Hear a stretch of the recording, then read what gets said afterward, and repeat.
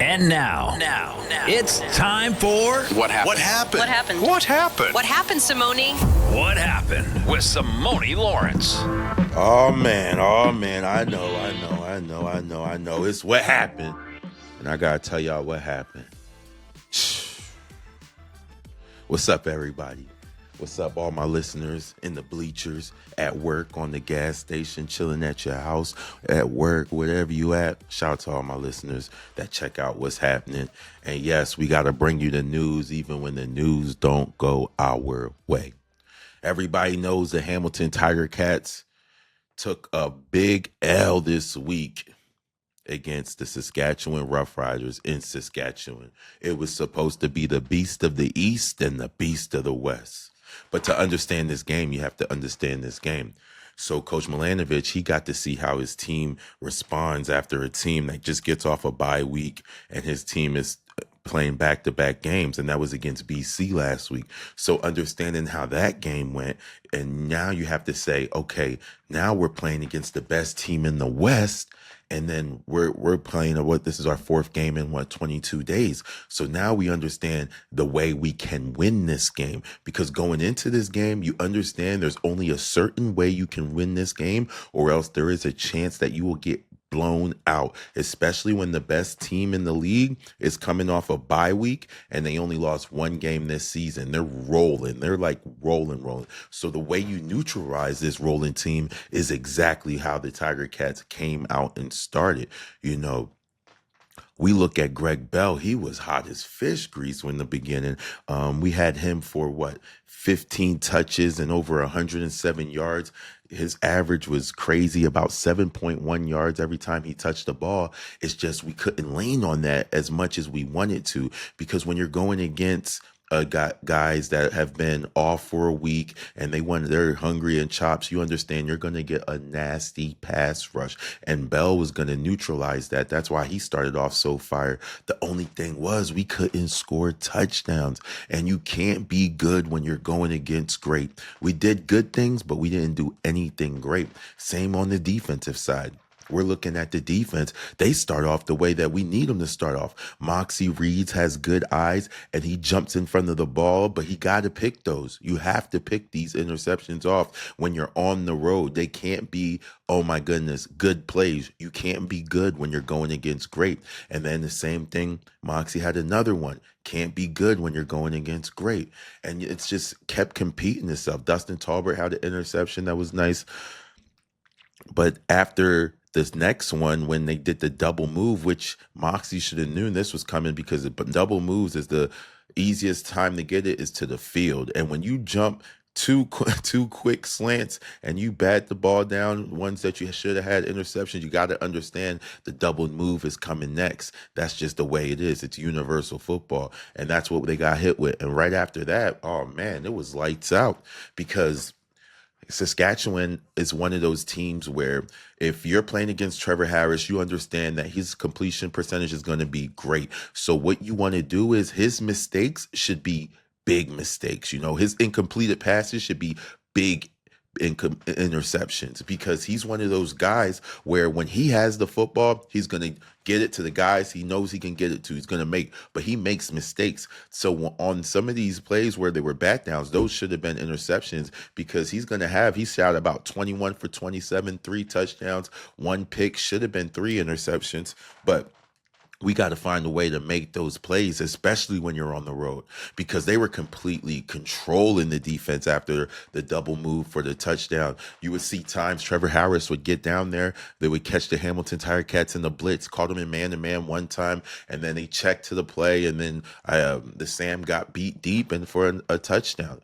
And after that, it was just control football, what Saskatchewan likes to do. They're going to run the ball. They gave the ball to Oliet. He had 18 carries for 84 yards. He got another 30-something in the air, catching the ball. Altogether, 21 touches for 113 yards and 5.3 to every time he touched the ball. That's letting you know, okay, we're controlling the front seven right now. Whenever the running back can accumulate a 5.3 average, he's controlling the front seven right now. That means he's winning. He's winning on the ground. He had like 4.7 yards per carry on the ground. And then when through the air, he was winning as well, too. So you got to find a way to stop what they want to do. And once you got the running back carrying the ball for 4.7 yards, now the linebackers, they can't even play cheat football because they're on defense, really playing defense. And when you're on defense, you really want to get ahead so you can kind of dictate where the play goes, especially when you're going against a Trevor Harris, because he understands that this is the kind of team they want to run backer all game.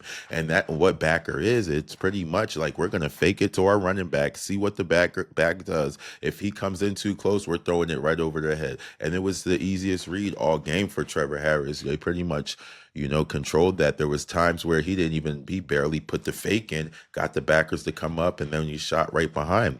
The defense got dominated. Our offense got dominated. They gave up 6 sacks. 6 sacks. You just can't give up 6 sacks, baby.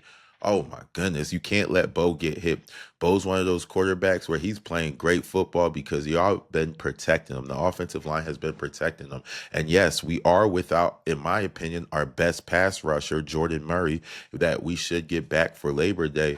But still no excuse for 6 sacks. That's just one of those things that you're not going to win many football games and you're going to throw your quarterback off. Bo threw 2 interceptions. That's not like him for the season that he's been having. And that's simply because you've been getting hit. Like I said, you got to put your coach's hat on. You know that you're playing the best team in the West. What are you going to have to do? You're going to have to protect the quarterback. You're going to have to hit the quarterback. You're going to have to start off fast. You're going to have to score touchdowns inside the 30. We were not scoring touchdowns. Hell, we didn't score any touchdowns. And then it's angle football. You got to understand, yes, this team is going to be faster than us. That means we have to be extremely sharp in the film room and understand where we can get a jump.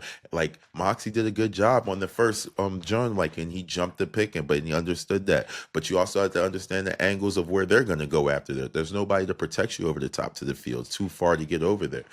But we didn't play good angle football, and the stars didn't get the stars weren't getting the ball. They didn't get their touches. Didn't see them making plays on offense or defense. And it was just one of those games where it was like, okay, it's a perfect time to reset. Perfect time to reset because we're going into this bye week, a much needed bye week. We got a bunch of banged up players. Hopefully we get them back for Labor Day, the best game in the year. Woo! Oh, Hamilton going to be so turned up on Labor Day. I can't wait for Labor Day. Labor Day is my favorite game. So, it was one of those games. Special teams, good job for special teams. I think special teams is a unit where they can look at themselves and be like, this was a tough game, but we came out here and played. They caused that turnover, got there, but we still couldn't get points out of that. So I feel like our special team stepped up a little bit. White did a good job returning the punt. I think he had like a 17.3 yards per carry. Kick returner, I think that we still need to find a kick returner to return these kicks for us. 17 won't cut it. I think we could be a lot more explosive on kick return. And it was just one of those games where you going back to the drawing board and you understand that you're going to come back and you're going to make some plays. Highlights of this game, Greg Bell.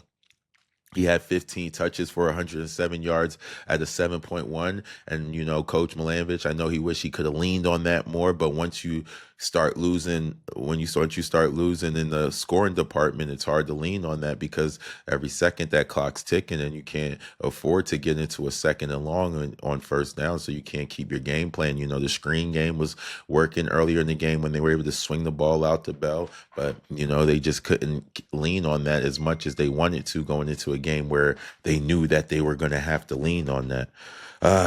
So that's what happened. Legio's back on track. He went 3 for 3. The other kicker, man, he had a bad day, but that's here nor there. At the end of the day, I really believe that we are going to see Saskatchewan in the Grey Cup.